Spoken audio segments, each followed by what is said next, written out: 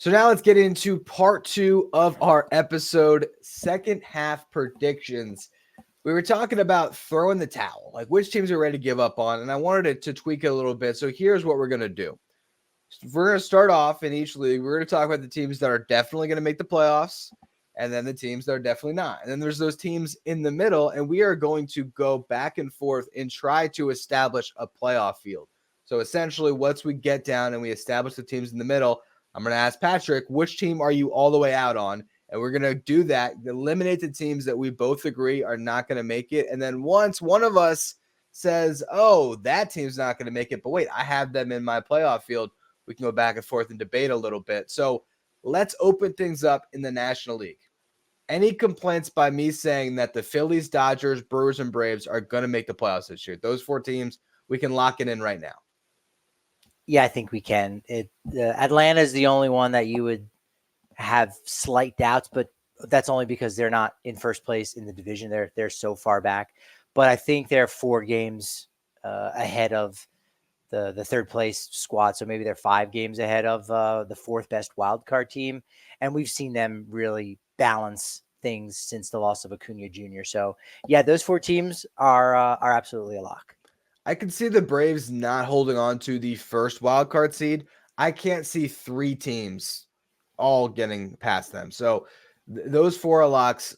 And apologies on this one. Teams whose season's already over, the Rockies and the Marlins. It's done. It's let's focus on the deadline. Let's focus on developing some young players. But I just don't see either of those teams clearly making a run to the playoffs. No, I thought we had already talked about the Rockies and Marlins being out of postseason contention like the 3rd week of April. I don't know why we're rehashing this. I think he's intentionally trying to hurt me for some reason. No, I just feel like I had to cover each team. I felt like, I had to go across and eliminate that way. So yeah, I'm sorry. Okay. I should have just set them aside, and we all could have mentally on our own put them aside. I apologize.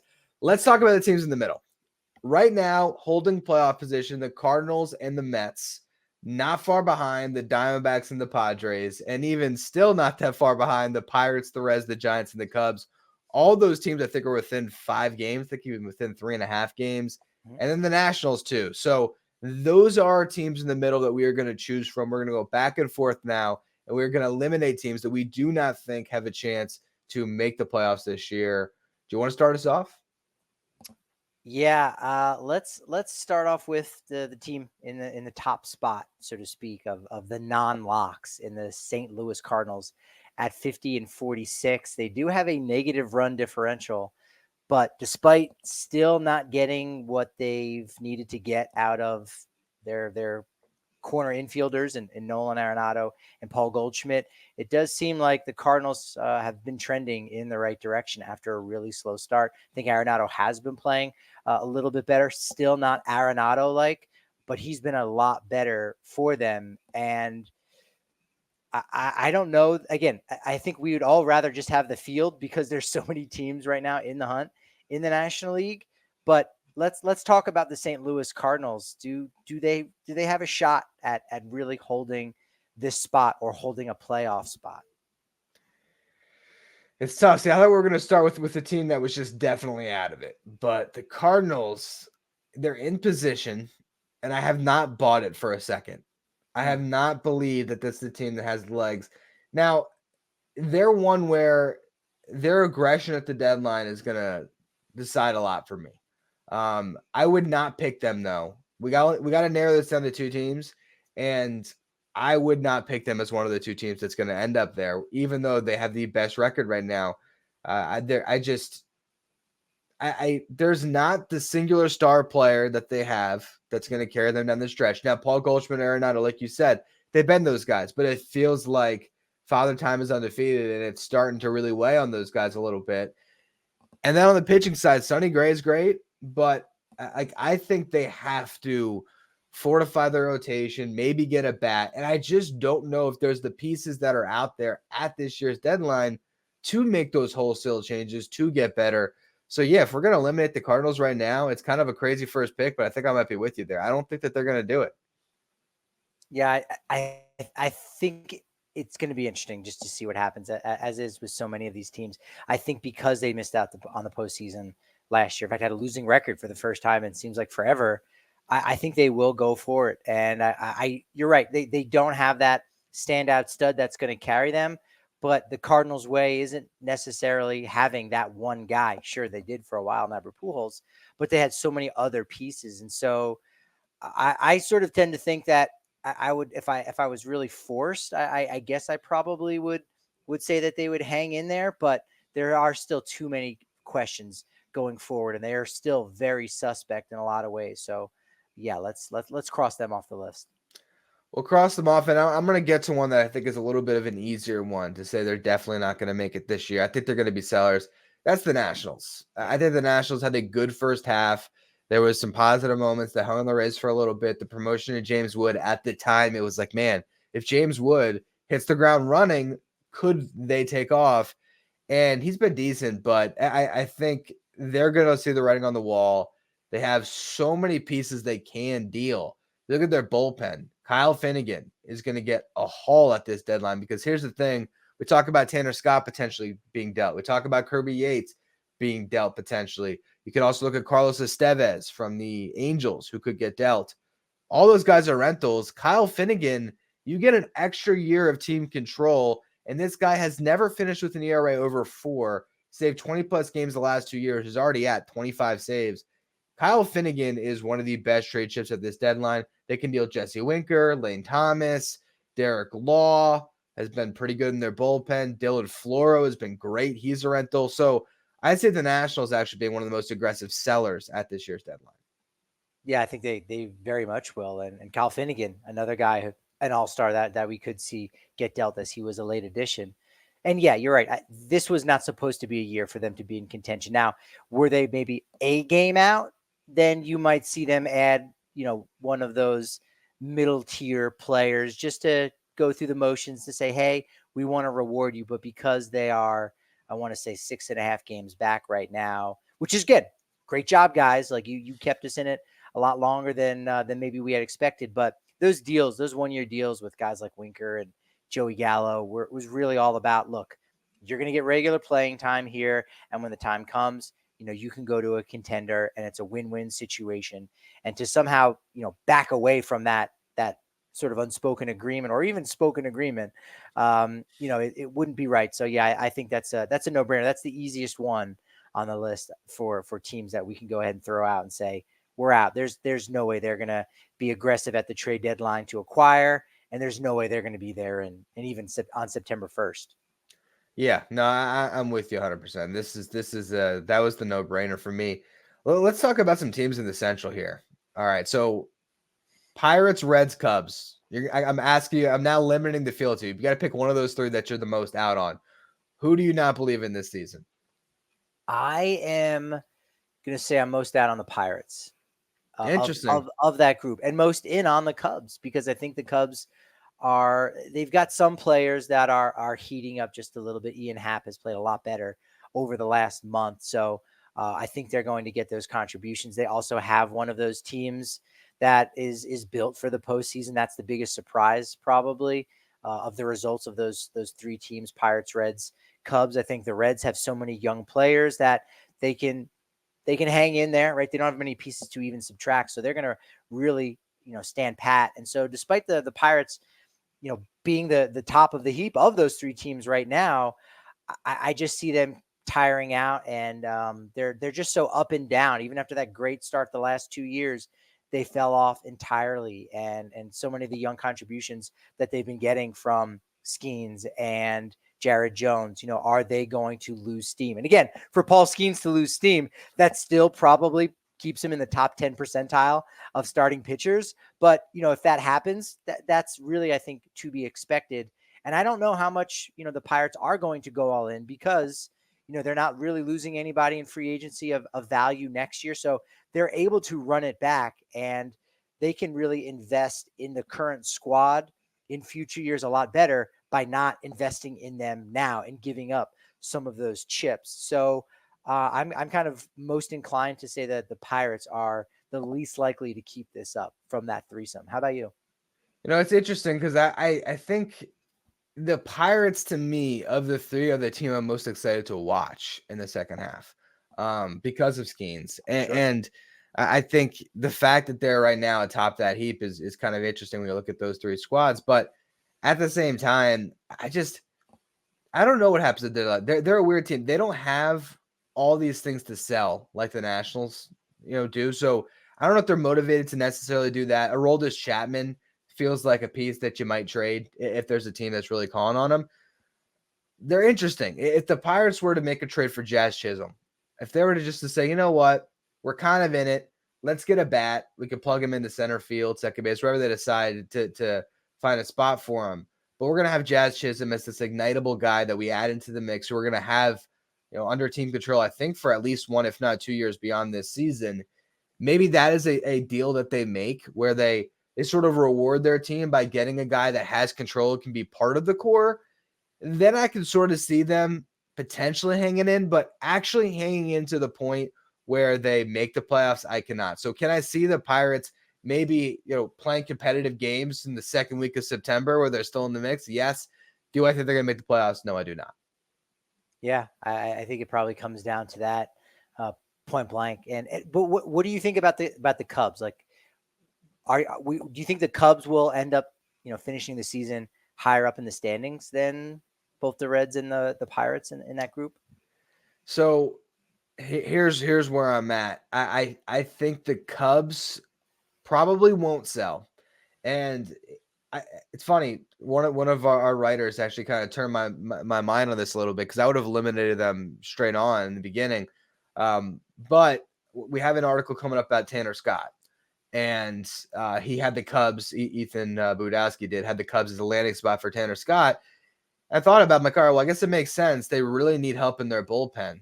And the fact that they're only 3.5 games back with the talent that they have, resources to make moves. And then he sort of mentioned the position of Jed Hoyer.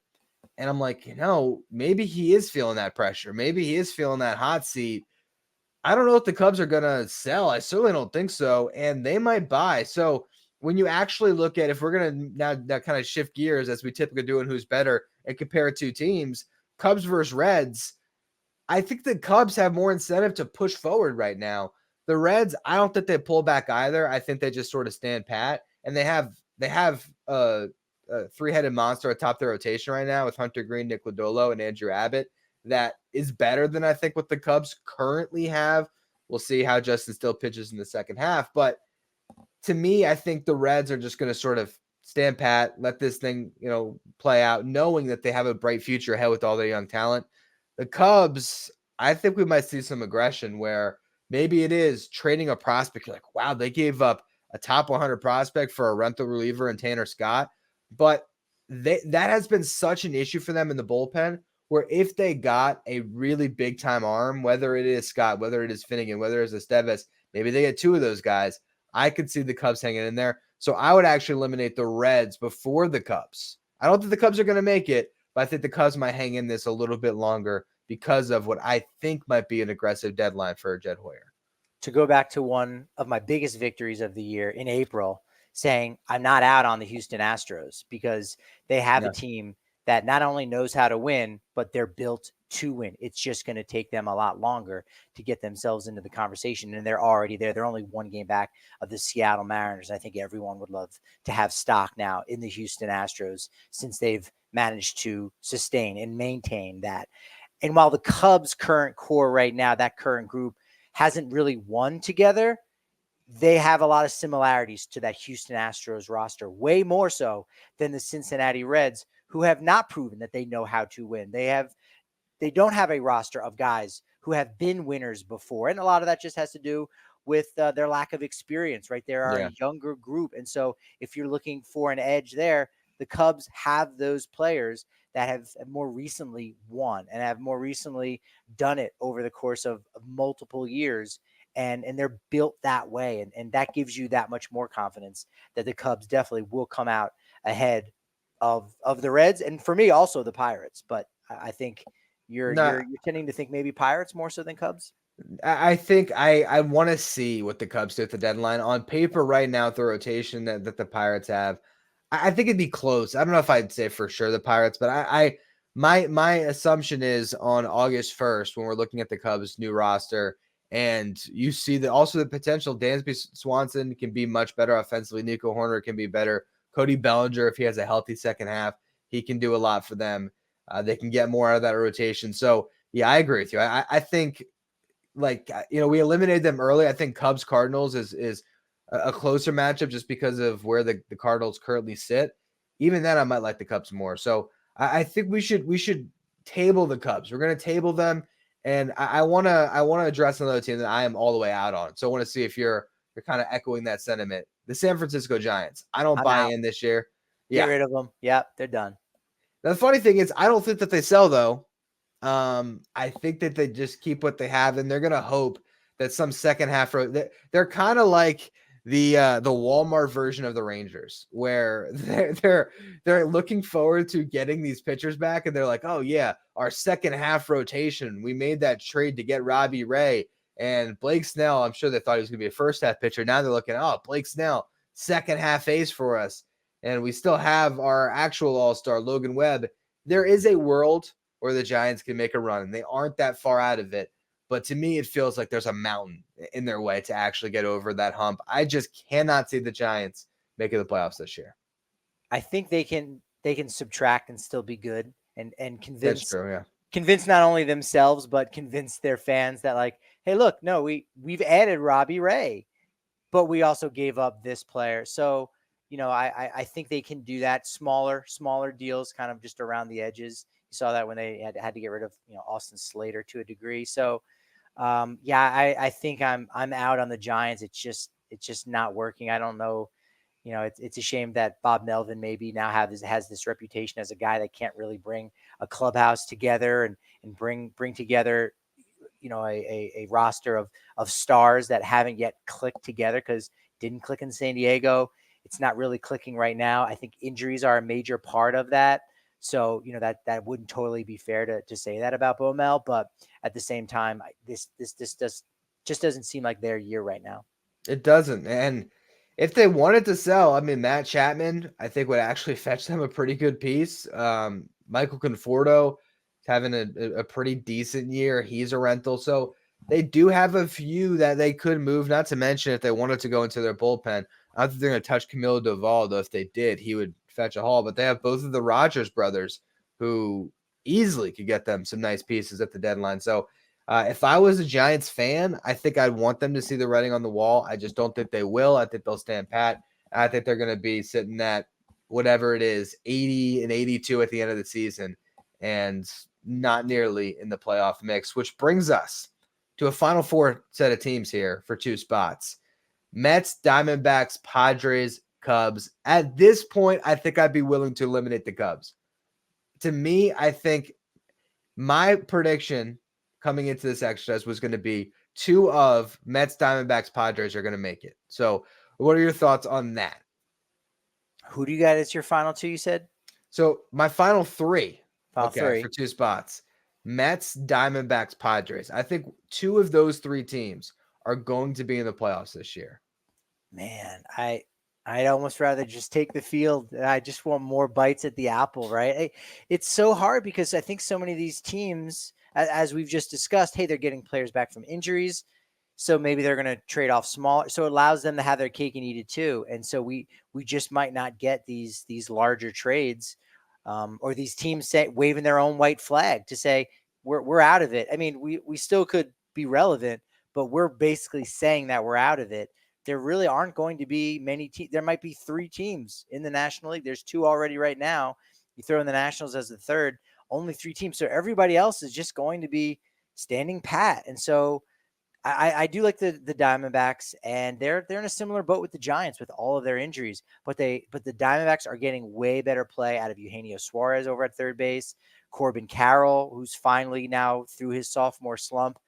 I have a lot of confidence in the Arizona Diamondbacks, and then the New York Mets. They're still a little suspect. I think that I think Steve Cohen was just hoping that this season would just play out and he wouldn't be faced with a tough decision. And I think he's very much faced with a tough decision because The players have shown like, hey, you deserve to invest in us. And I don't know that he was necessarily wanting a situation like that. So that's a tough spot to see how that goes forward. And we know San Diego is going to go all in. That being said, San Diego still hasn't figured anything out. So I would rather take Arizona in the field than Arizona in either the Padres or the Mets. I mean, what gives you the confidence that the Mets are going to sustain? Not even, continue to be on this, super hot streak that they've been playing, but for the guy who covers the Mets and is watching them each and every day, what is telling you that the Mets are close to being a lock for a postseason spot in the National League? So lock is a word there that makes me pause immediately. But here's what I'll say about the New York Mets that makes me have some confidence right now. For one, I'll tell you, they're not going to sell. I can't see it. Now, they can fall on their face. If they go into Miami first series and they lose all 4 games, then there will be some consideration. But here's what I'll tell you: Pete Alonso's not getting traded. That I think that's been taken off the table. Luis Severino is sort of like this chip that I could see dealt if things don't go well over the next week. And then they'll be able to say, well, hey, we just got Kodai Senga back. Because Senga, I believe he's going to have either one more rehab start or he's going to go back into the fold. So you are adding, if Senga is what he was last year, the best pitcher that anyone's probably going to get down the stretch here that's going to come off the injured list. Here's why I have confidence in the Mets. Over the last 40 games, they are 27-13. Since Jorge Lopez launched his glove into the stands, they have lost 1 series to the Houston Astros. They have 8 series victories, 4 series splits, 4 series sweeps. They've been very, very good. When it comes to their offense since that incident, the New York Mets have the best F-WAR among their position players in all of baseball, the highest WRC+. They've scored the most runs. They're the highest slug percentage, the highest OPS. They're second in batting average, second in on-base percentage, and second in home runs. They have had statistically the best offense in baseball for about a month and a half now, and I don't think that that's going away. With Lindor, Nimmo, Alonso Martinez, that's 4 veterans that I trust down the stretch, and Francisco Alvarez and Mark Vientos have taken the leap. I like Harrison Bader as a really solid starting center fielder for them. And Jose Iglesias is the hottest hitter on the planet right now for whatever reason, hitting 380. And I wrote this, I had an article today about what they need at the deadline. And it was bullpen help. And I think they're going to get it because bullpen help doesn't cost a ton. They don't have to trade for a starter. They don't have to address their lineup. When it comes to their lineup, I think even if Iglesias comes back to earth, and he will, Jeff McNeil can be a little bit better, and the two of them can meet in the middle. At second base, I think they're fine. My point through all this is if the New York Mets add the right couple pieces to their bullpen and Edwin Diaz pitches like himself, I think the New York Mets can and will make the playoffs this year. I'm relying on the offense. I believe in the rotation. It all comes down to this bullpen. Can they figure that out at the deadline? That's going to be what I think makes or breaks their season this year. You make a lot of interesting points there. And if I were to take 5 teams from the National League where going into the year, you look at their players and say, man, this is one of the most talented rosters in the National League. Not the most, but they're up there, right? The Giants would be one of them, and they've just had too many injury issues, and there's too many question marks. They just haven't been able to have any momentum or at least sustain any momentum, so they're out. And then really what you have is the top 4 teams right now after Atlanta that are in the wild card hunt: Cardinals, Mets, Diamondbacks, Padres. And I think the Cardinals are just missing enough of the auxiliary pieces to really stay in that conversation. I would eliminate them as we have already. And then there's the Padres, who still have yet to show that they have what it takes. And I think to a degree you could say that about the Mets, but everything that you're saying about subtraction and not subtracting really suggests that I would take the Mets as that second team for me alongside the Diamondbacks and say those are going to be the final 2 that make the postseason, because they're not going to subtract in any way. They're not going to make creative subtractions. I think the Padres in some ways may have to make a creative subtraction only because their farm system is getting more and more barren by the year, right? Or they're making it more and more barren. And I don't think they're going to be trading a guy like Ethan Salas. So that's a non-option, right? So of the available prospects, there's not a ton there. So they might have to be creative in that way. Whereas I don't know that the Mets and the Diamondbacks are going to do that. This is going to be one of those years where they support those players, they support the fan base. They do add maybe not a ton because they already have a lot there. And as you said, the addition of Senga for the second half, I think is really valuable. And that fan base is showing out right now in a major way. They've got momentum on their side. Yeah, the final two spots I would say would be the New York Mets and the Arizona Diamondbacks in the National League. That's where I was at the start of the exercise. Those were the teams that I had in it. And I think you make a fantastic point about where the Mets and the Diamondbacks are, because I believe that they have enough, even if the Mets didn't add a great bullpen arm. Like I could tell you about Shintaro Fujinami coming back. How he's looked good on rehab and these things where the Mets could cobble it together. I think the Diamondbacks are another team that have enough internally to just roll. The way I really look at this race down the stretch is Mets, Diamondbacks. I feel the best about today. The Padres, the Cardinals, and the Cubs are three teams that I'm very interested in watching what they do at the deadline. And honestly, I can't see a world where the Mets and the Padres both make it. These two teams have almost mirrored each other the last couple of years of just, 2022, they finally did it. Like they're both great. And then the Padres went on the run of the playoffs. The Mets won 100 games. 23, they were like the biggest disappointments in baseball. 2024, it's, are we buying into them? Are we not? They still have the pieces. Are they the 22 team? Are they the 23 team? So one of those teams is going to collapse. And I don't know who it is. I'm hoping it's the Padres. But yeah, I think that's where I'm at. I think Mets, Diamondbacks make the most sense. But Padres, Cubs, Cardinals are teams that with the right deadline moves, they could put themselves right back into this. And they could be, even two of those teams might end up making it. That's what's going to make this a thrilling race. You could have 5 teams, maybe even 6 teams that a week and a half left might be like, all right, if we play our best baseball, we can still do it. I think the National League is going to be very wide open all the way through. If you look at teams in the second half with the hardest and easiest schedule, looking at the teams that they're going to play in their 2024 record, Giants actually have the easiest schedule, followed by the Cubs, Atlanta, Yankees, Tigers, and Padres. Interesting. Diamondbacks are right there as like the 9th easiest, then Mets, Dodgers. So all those teams are going to have a slightly easier route. On the more challenging route, 8th hardest second half schedule, Pirates. 9th hardest is Cardinals. 15th hardest is the Reds there. So it's going to be interesting to say the least. And you got the Hall of Fame induction coming up this weekend. It really feels compressed, and I don't think that's a bad thing. I just don't ever remember the All-Star game and the Hall of Fame and the trade deadline being so close together like this. It's exciting. Does baseball need to kind of do that more? Maybe, but so much is going to change over the course of the next 2 weeks when we do these shows. Not to mention the draft just happened too. So like the baseball calendar has really condensed, and July is this huge pivotal month where a lot of different things happen.